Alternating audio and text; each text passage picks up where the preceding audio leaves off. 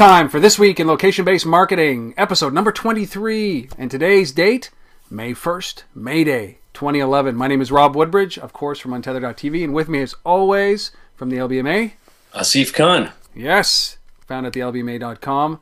Asif, a busy week for you last week. We got a lot to cover, including some big announcements from Rich Media. We're going to talk about Facebook. We're going to talk about Sally Mae. We're going to talk about Visa and Square. And we're going to talk about Yelp. We're going to talk about Sparkfly. Let's get going. But first, let's talk about the customer engagement technology world in San Francisco at the Moscone Center last week, where you were there. Let's talk about this for a second. What was that like? It was awesome. It was kind of complete validation of the LBMA's mission about integrated media from a location-based perspective. So many of the vendors that were there. I mean, this is a conference that is the official conference for the Digital Screen Media Association. So this is heavy on digital out of home, digital signage. And when I say there's validation, what I really saw was a lot of companies embracing integration between screens and location and social media. So integrating Foursquare, integrating Twitter, Facebook feeds, content feeds from all sorts of places, and enabling consumers to engage with that content. And so it was amazing. So obviously the other reason you were down there, aside from the customer engagement technology world, was that you guys did a launch. You did the San Francisco chapter of the LBMA on one of those nights. I heard a lot of the buzz. It seemed to go well. It went very well. I was pleasantly surprised. I mean, we didn't spend a lot of time promoting it and kind of ran it at the close of the CETW event. But we had over 75 people there. Really good feedback afterwards. A great panel with. We had the Retailligence guys. Aku was there. Neil Christ from Value Vine. So it was a solid panel. So I was pretty happy with the turnout and with the discussion that went on. So tell me, how many chapters now are there for the LBMA? You guys are getting them. There are 4. So we've got Toronto, New York, San Francisco, and Amsterdam, which officially launches on the 25th of this month. That's great. Are you going to be there for the? I am. In May. Nice. Yeah. Well, it is May, and with May and spring and renewal, there were a number of announcements, obviously, at the CETW. This is one of our biggest stories, obviously, that we're going to get into right now, which is the, quite frankly, George McGuire, who's Reach Media Group, the Reach Media Group, I think announced that they were doing the world, everything in location-based or out-of-home, digital out-of-home marketing and social. They kind of announced this kind of grab bag of things that they're doing, and that's story number one, because they're everywhere now. I mean, these guys have been around for a while. I don't know if they just kind of store up all their press releases for one big event and hit everybody with the mega load all at once. But that's kind of what happened. So they had a lot to say. Some of it extremely exciting. Some of it just so. But I think one of the most interesting things is, Reach Media has a fairly large digital screen network, over 200,000 screens that they reach, and about 70 million viewers monthly that they interact with. And one of the biggest things they talked about was a relationship with a company called Blue Byte, which is in the NFC tag space. And so effectively, they've announced a initial rollout in San Francisco, where as you walk up to digital screens, there's a call to action that appears on that screen. It asks the viewer to basically tap their NFC phone, enabled phone if they have one. If they don't have one, there's a QR code version available for them to scan. This combination of NFC and QR is something Blue Byte calls an M tag. Which is some patented thing that they've put together, and they're launching this initially with New York Times content and Hotels.com ads running on the system. So I think it's pretty interesting to see that combination happen through digital screens. I think it's very interesting. The NFC space is obviously getting warm, and it's not just about payments, is it? And I think that's what digital out of home has a really great opportunity to extend what they're doing and interact with well, with people who are watching these ads or standing next to these ads with NFC. And I think that that's one of the things that people forget. It's not just about contactless payment. It's about contactless transfer of information. And this is a perfect example of that. I just can't imagine, though. They were talking about one of the nice things that they've done with the technology is when you tap or when you scan that QR code inside of this M tag information that Blue Byte has built into the system, it automatically detects what mobile phone operating system you're coming from, and then drives you to the mobile site that's specific to that iPhone or Android or BlackBerry or whatever platform you're on. Yeah, that's good. A little differentiation is very cool. But I like to see this, and the great thing about what they've announced here is that that it's a long time coming, I think, in this industry, but it's so new that not a lot of devices that are carrying the NFC technology are are floating around there. I think there's only a few right now. The Nexus S being the biggest one. Right. But the M tag technology obviously has a way to it's either tags or NFC, right? So it can be a QR code or something like that. Right. Yeah, and I should also point out, Blue Byte's a company that's been around for a little while. They're not new to the space of interacting with consumers. They, obviously, as the name sort of implies, they come out of that Bluetooth world. Yeah. They've dabbled in Wi-Fi and WAP and SMS and other things as well. So they've got lots of experience in communicating with consumers on mobile devices. Well, good on them. So, but that wasn't the only announcement that good old Gary Maguire put out there at this. He did the keynote at the conference. Yeah, I mean, he announced everything else. So that's one of them. So NFC place-based media network with Blue Byte. Yep. The second one was basically leveraging this network that they have in a partnership with Groupon.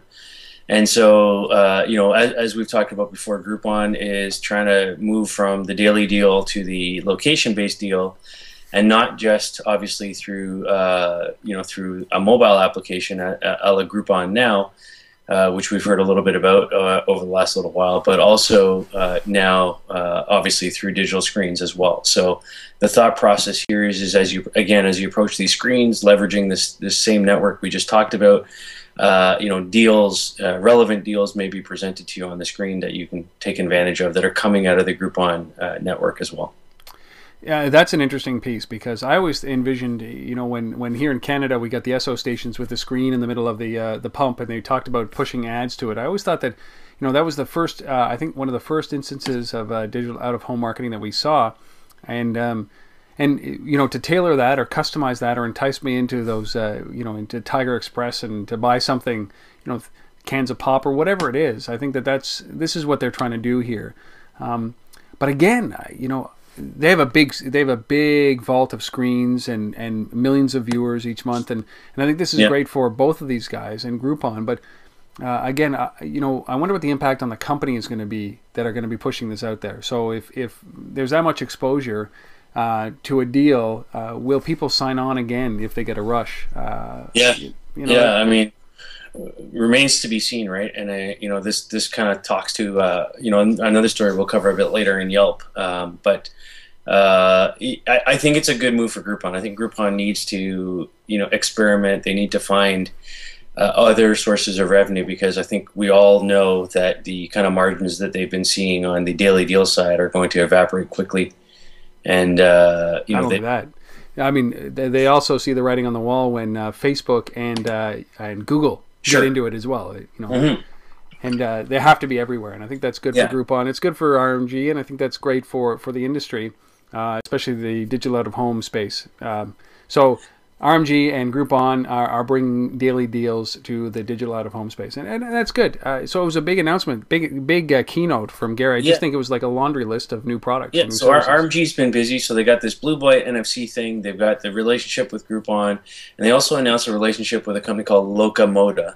And Locomoda basically, what they do is they aggregate social media content and feeds, Twitter, Facebook, Foursquare, and feed that into digital screen networks. And so they've created this relationship between Locomoda and Reach Media Group, again, into this 200,000 screen network. Again, I think it's a great move. You know, again, it brings together, you know, just like we talk about all the time, integrating, you know, the mobile, the location, social media pieces with physical screens that are in venues. And so exactly what we talk about when we say integrated, horizontal integration of media around locations. So I love it. I think these things are good. And just to finish off on that subject, so Locomoda also did, this is not Reach Media now, we're finished with Reach Media. Locomoda also announced a relationship with Screenscape, another digital screen network company that we've talked about before. Love those guys because they're Canadian. Yes. And yeah, so they're also feeding their social media content into the Screenscape network. And for those not familiar with Screenscape, a slightly different model than the Reach Media Group in the sense that it's community-based advertising going after very small local merchants. So effectively, if you walk into, you know, your gym and you're working out and you see an ad, you know, running in there, that ad is typically coming from the car dealership down the street. That's put that ad there. And then when you're at the car dealership, you may be seeing an ad for the gym. You know, that kind of thing, and content can be shared across this network in a very community, small business, local merchant framework. And then on top of that, aggregating the social media feeds, Foursquare feeds that are now coming through Locomoda. So lots of good stuff happening. It's great. Like we were talking before, you know, I think what we need is a chart of all of the screen-related names, companies with Screenscape, Screen Reach, this Reach, that Reach, screen, because it really now, especially in the obviously in the digital out of home, everybody who's anybody is in the screen spot. But I wonder now, it's kind of like they branded themselves in the screen space when it's now, you know, it's not only that, it's social, it's coupons, it's everything else, but there are so many companies together, right? And again, this is what we've been talking about since the beginning of the LBMA, right? It all is coming together, and it's all about locations and places. And I wonder if companies and deals and interacting with people. And I just think about it, is that all these screen companies and is that whole convergence happening in a company called Facebook or a company called Google without a screen, you know, without a name like Screenscape or anything? Yeah. Does it end there? Is that the conduit? Because, you know, we talked about it very quickly before, before we were recording, is that when I read these press releases from Rich Media Group and Screenscape and Locomoda and all these guys that are partnering, they talk about the same things that the web world used to talk about. Internet, you know, during the first bubble, which was end-to-end customer solutions. Right. End-to-end customer solutions. It was the buzzword during the mobile or during the web days, and I'm hearing that everywhere now. From these press releases that I see, end to end, and you know what, I think we're past the end to end customer solutions. You know, and I think that's what we're starting to see is the partnerships, which will bring that. But stop saying end to end, please. Just stop saying end to end solution. It's just a terrible phrase. My goodness. Anyways, so big news from Reach Media Group, big news from Screenscape, big news from Locomoda. The other interesting story that you brought up had nothing to do with CETW, was Sally May and getting involved in forced savings, almost, wouldn't it? Enticed savings. You know, so they, you know, finally we hear from Sally May after you know, the bailout and all that other stuff. And here they are, and I actually really like this. So they've announced a mobile app called You Promise. And Sally May is one of the biggest backers or funders of students in the form of, you know, student loans, college loans in the United States. Let me just pull up some numbers here. So they do 23 million customers, manages 238 billion in education loans. So this is a sizable organization doing a lot of good work, and effectively, what they've announced, this is what's so cool about it. So You Promise, it's an iPhone, iPod, Android, BlackBerry app, so it's multi-platform, and it lets students, which are their customers, find locations and deals at nearby stores, and then as you make purchases at these places through this app, effectively you're getting rewards, but the rewards aren't just regular rewards. The rewards are basically money being saved for college. And so as you're going around doing the things that you would normally do and buying the things you would normally buy, effectively you're saving money for college. Love it. Love Yeah. it. Now, obviously, so Sally Mae has the relationship with these companies that are offering the Yeah, money there's rewards. 50,000 restaurants, retailers, gas stations, et cetera, on the system. So I love that. I think that it's great. And do we have any idea how much they're getting? So they download the app, You Promise app, and so every time they check in these places, they get a credit. Yeah, I'm not sure what the actual dollar value is, but basically, I'm just pulling it up here. So it says members can earn money when they shop online, book travel, dine out, buy groceries, or even purchase at home. Cash earned from everyday spending with UPromise partners goes directly into a UPromise account and can be invested in a tax-deferred 529 plan. Love it. So that's how it works. Love it. Love it. Love it. Love it. Well, Yeah. good on them. I think that this is the best way to do it, and you never want to see what happened to them before, and this is a good way to do it. This is a good way to make lifelong customers, while they're going into university or college. So Sally Mae launches You Promise. You can download that application and start. I'm not sure what the how you. By the way, the You Promise thing, it's new as an app is how I read this story. The program has been around for a little while already. Yeah. As a non-mobile app-based program, and so in the time that the You Promise program's been around, it says here that students have already earned $600 million in rewards. It's crazy. So that's crazy. Yeah, yeah. and they've got examples on their website, like a 10% cash back on some of the big brands. So I mean, that's really where they can go, and you can understand that even from a marketing standpoint, if you want to entice people, 50,000 vendors or 50,000 locations is not is a lot. And if you want to compete, now all of a sudden we see bigger brands here offering bigger cash incentives to go and shop at that store. So yeah. And I mean, and there's a lot of brands out there that want to reach the student population, yeah. Right? I mean, one of the beauties about this thing is that it's already segmented to you got a targeted demographic here that many brands want to reach.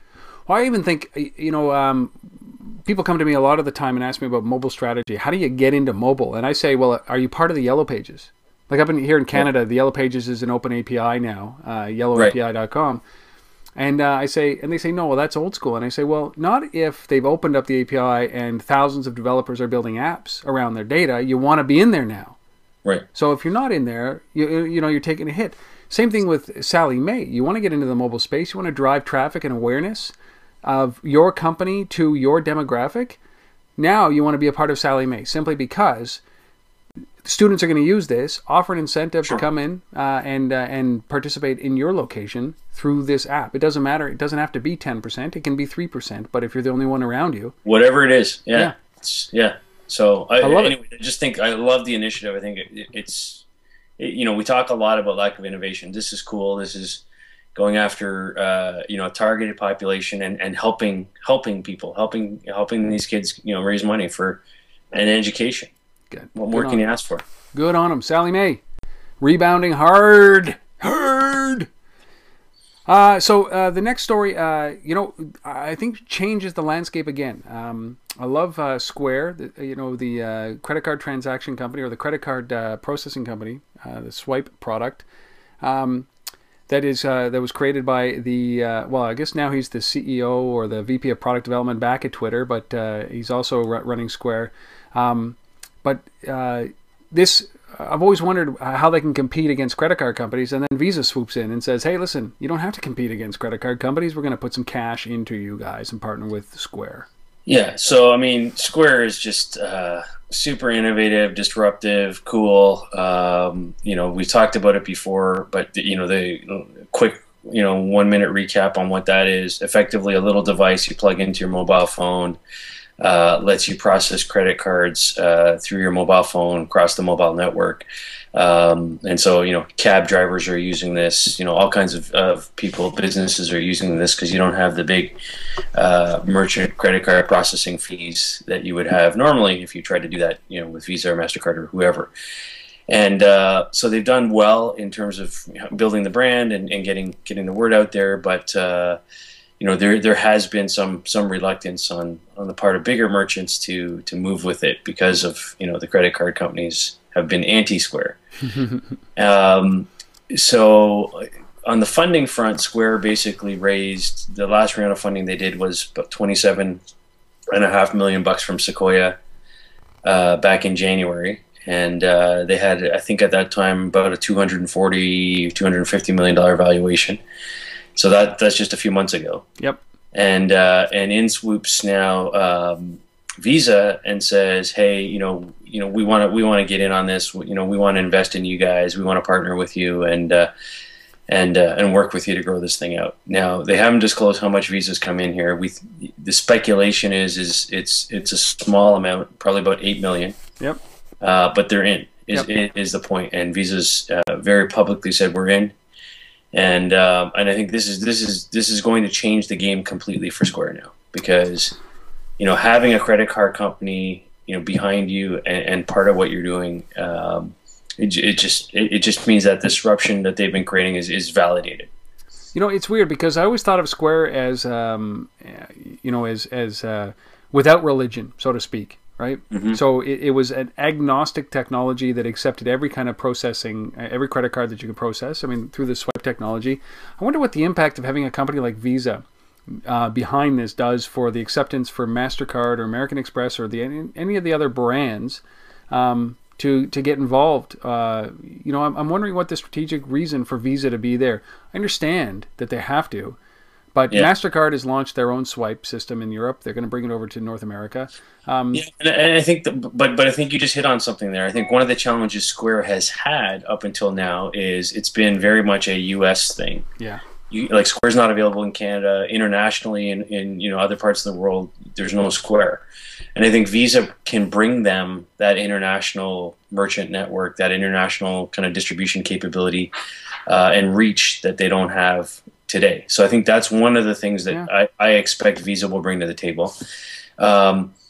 Alongside this Visa announcement, there was also an announcement, interestingly enough, from Square that the Square payment processing system is now available in all 235 Apple stores in the U.S.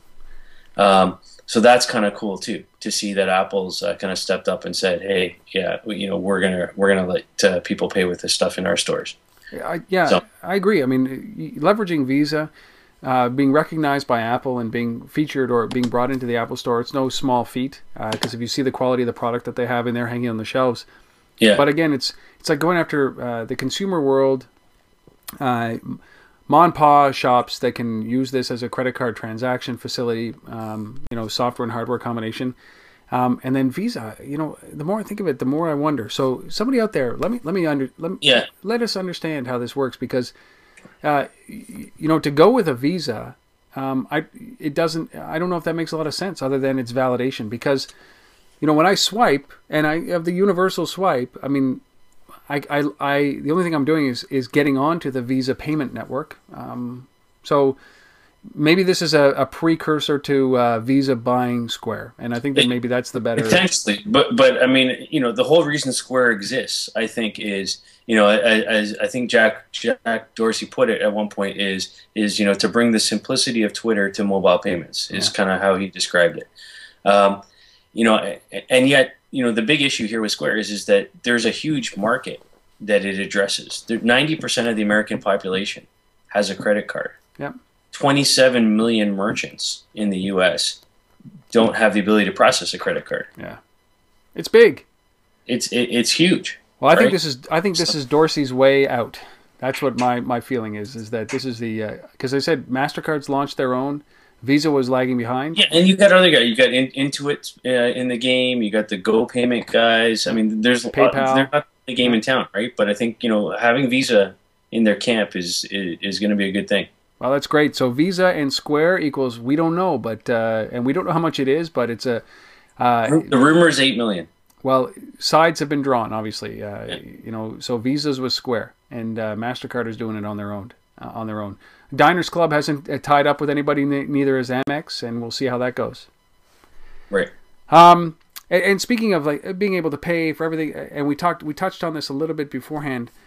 Facebook finally launches, or Facebook launches daily deals, which is different from the check-in places. And Yes. but this is the daily deals, and this is basically the Facebook's attack on Groupon. Yeah, so they attacked Foursquare with places and deals effectively, and now they're basically going after Groupon. And so the daily deal here that they've announced is a little bit different than the daily deal. Obviously they have to have some kind of differentiator. And so what they're saying is that their deals are targeted more towards activities that people might like and want to do with their friends, because you have all your friends on Facebook and their activities. So instead of it being the nail salon and spa and those types of deals that you're getting over at Groupon, these are deals where, hey, you can go on the whitewater kayaking trip with your friends, at discounts, or mountain climbing, or stuff to do, activities to do with your friends, because your friends are on Facebook, and that's kind of stuff that they're doing, or wine tasting with a group or whatever. So I think it's interesting. It's Facebook. They're going to have some level of success with this, no question. Just in terms of the reach. Where they're going to succeed quite excessively, I think, is if they get spring break deals where you get can get 10 of your friends to go and you get it free kind of thing, that kind of discounts, and I see this working very effectively from a viral nature. Instead of getting the you have to get 100 deal, you have to have 100 people sign up for the deal in order for it to work on Groupon. This might be that great viral impact that. I like the way that Facebook's doing this. I think one of the interesting things here too is Groupon, as we've talked about many times, gets their deals because they have a very large sales team. Right. Thousands of people on the phones, sourcing those deals. Facebook has taken a different approach. They basically said, look, yes, we're going to build a team to go and kind of source some of our own deals, but in addition to that, they've partnered with a lot of the kind of tier 2 and tier 3 daily deal sites, and they're actually going to take their content and put it through Facebook. So they've partnered with Home Run and OpenTable and Reach Local and Tipper and you name it, a bunch of those guys, and so they're going to get a lot of the deals through them. That's huge. That's huge. I mean, good on them for doing that. So banding together, bigger together than fighting separately, isn't it? Yeah, and then if you see a deal that you like on Facebook, you basically purchase it through the Facebook credit system, and then obviously you can pay with credit cards or PayPal or whatever. So Facebook credits, the next worldwide currency. That's what. There you go. And not to be left out of this, I think that we heard last week as well that Google was launching their own deals equivalent, or Groupon equivalent. Being snubbed by Groupon, I think, has lit a fire under Google, and they launched their own in beta somewhere, probably out west. So this is a space that's heating up. So back to that original announcement with Reach Media and the Groupon connection or partnership, I think is probably a good thing for them to do to diversify.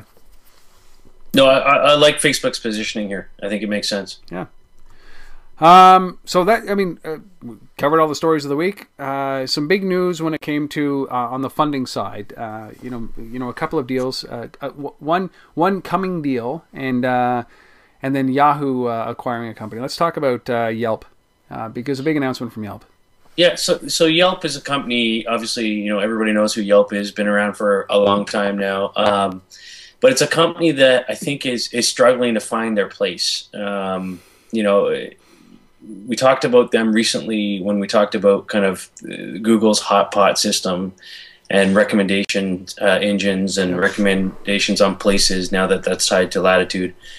And we saw from that announcement from Google that they were generating 5 and 6 times the number of recommendations on the hot pot system than what people were doing on Yelp on a monthly basis now.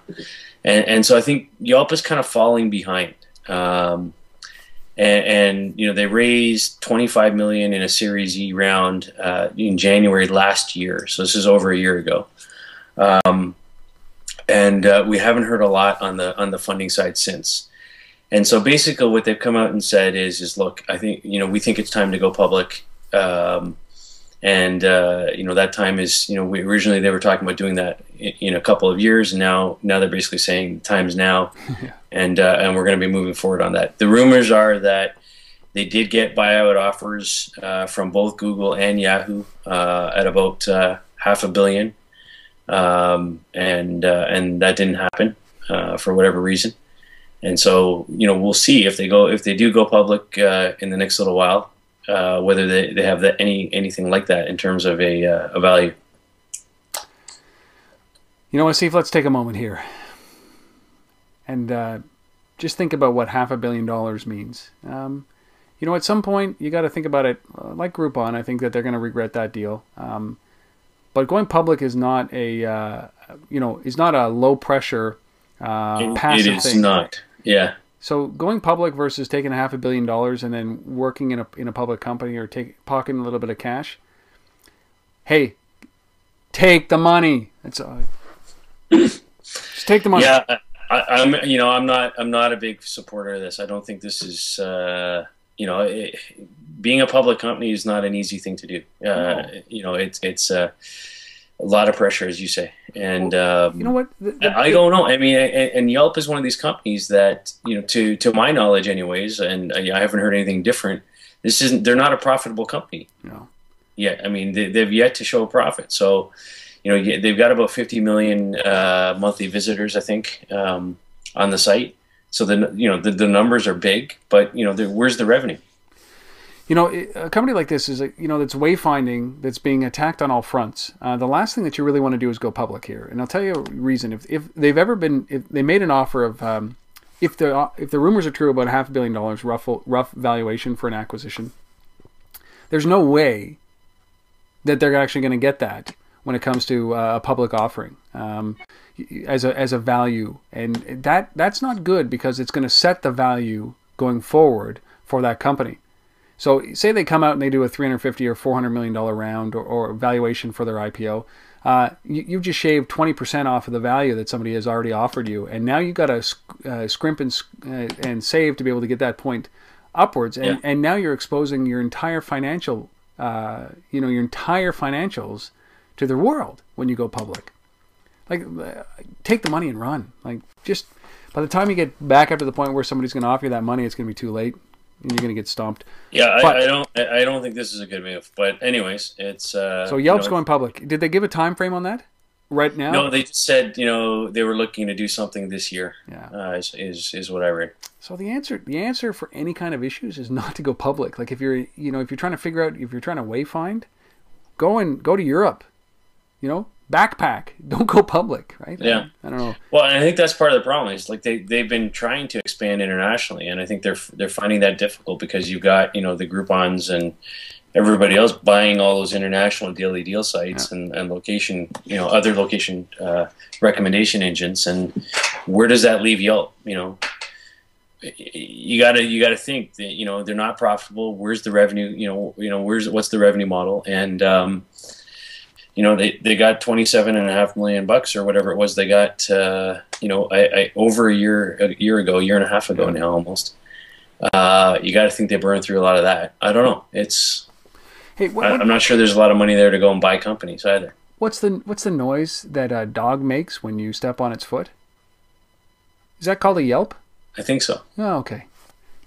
So we were just talking about Yahoo, who was making a public play, or the rumors about Yelp. They actually bought a company this past week called Into Now, which is pretty cool. I love this technology. Maybe the use of it, not so sure, but love the technology. Let's talk about what Yahoo's bought. Yeah, so they bought this company Into Now. It's a company that they paid $20 million for this company. They've only been around for a couple of months. So I don't know how you get away with that. But anyways, well, this is an example of a smart entrepreneur. He's like, you're going to pay me $20 million? Okay, I'm out. Yeah, unlike Yelp. Yeah, exactly. Anyhow, but what is Into Now? So Into Now is like SoundHound, that basically hold up your phone and it listens to the music that's in the room through the microphone and then identifies the song. Yep. Into Now does that with TV shows, and so really, really cool stuff going on there.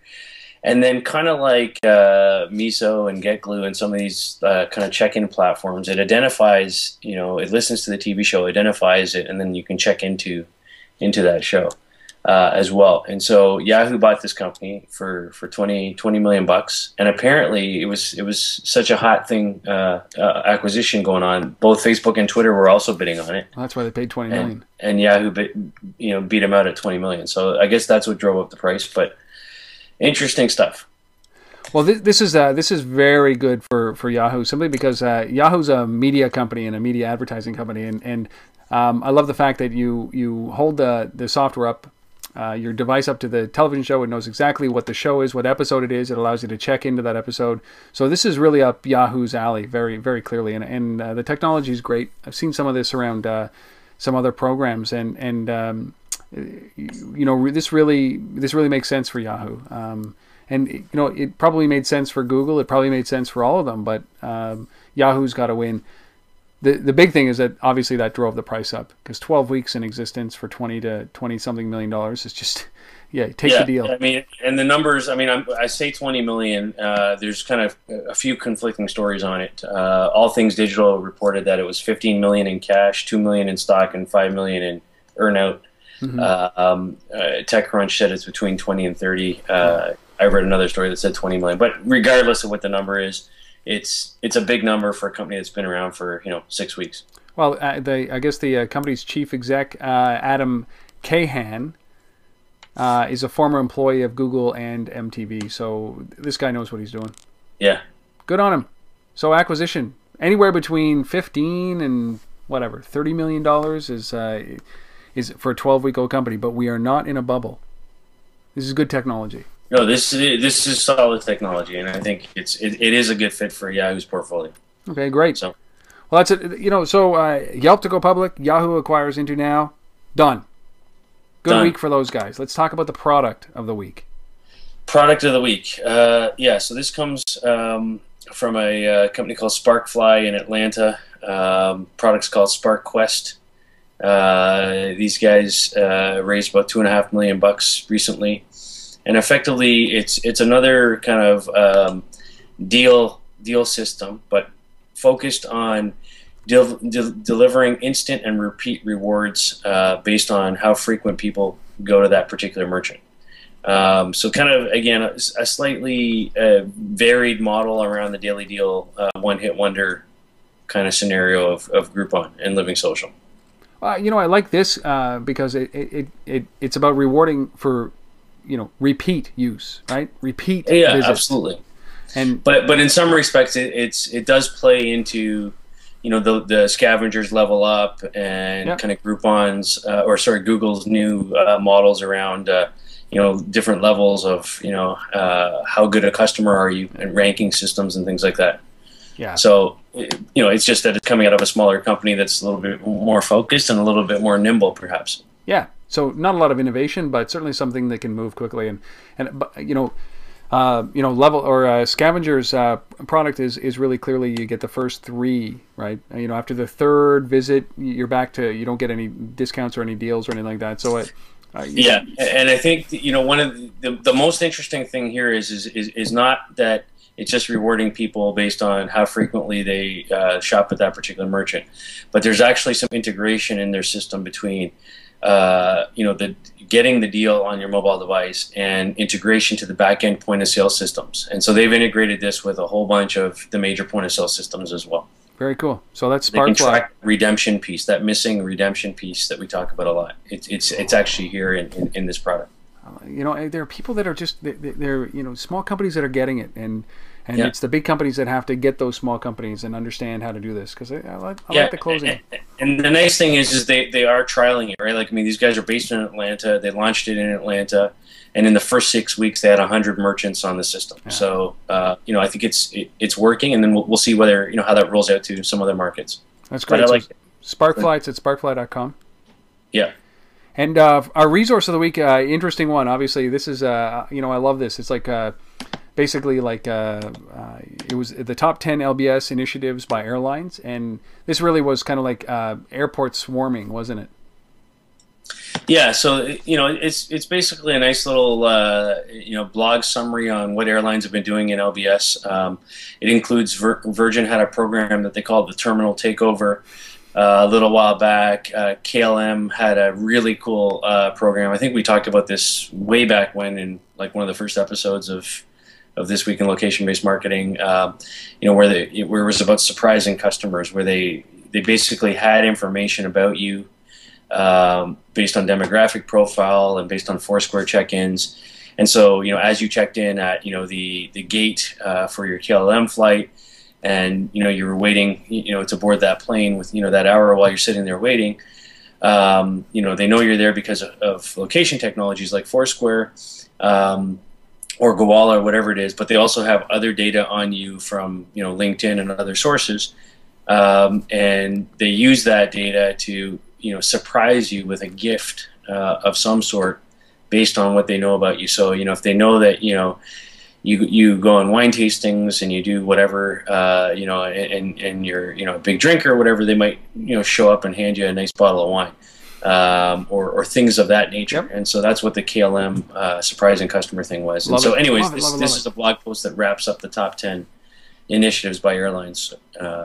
So it's a good one if you're in that space. Well, it's also glean some of these ideas. You can steal some of these ideas literally. Yeah. Like, if you're checking, if you run a bookstore or if you run a restaurant and people are checking in, do those things. Bring them a bottle of wine. Bring them a free hors d'oeuvre. Bring them something. Make it proactive. Reward them. It's a really cool roundup, and it includes. It's not just KLM and Virgin. I think it's there's Lufthansa, JetBlue, Southwest. All have been active in this space.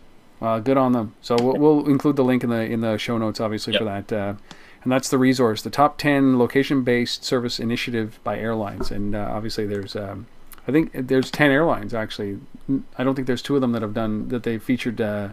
Right. So that's great. Well, great. Asif, episode number 23. Don, are you sticking around for? Are you traveling again next week, or are you around? I'm here. I'm here for the week, and then I'm off the week after that again. Heading out to LA for the digital fan marketing summit, sports in LBS. So we're going to be talking about how some of these teams and Gowalla and New Jersey Nets and NHL and all these guys are using location. So it'll be interesting stuff. So 3 trips to California in 3 weeks. Like, you might as well just book it out there and stay out there. Yeah, I know. Well, it's good to have you back, and we'll see you next week for episode number 24. Asif, thanks for being here. And you guys who are watching or listening continuously, we love getting feedback on tether@gmail.com. You can now, obviously, you're watching this either at untether.tv or from the lbma.com because they're being posted up there. Offer some feedback. Let us know what you think. What should we be covering? We love hearing what you guys have to say. We love the fact that you stick around and listen or watch these episodes all the time. And we really appreciate your support through the first 23 episodes. Thank you, guys. Absolutely. Thanks, guys. Love it. And, give us more fuel, give us more stories, and tell us what you want. Love the feedback. Thanks. All right, we'll see you guys next week for episode number 24. Cheers.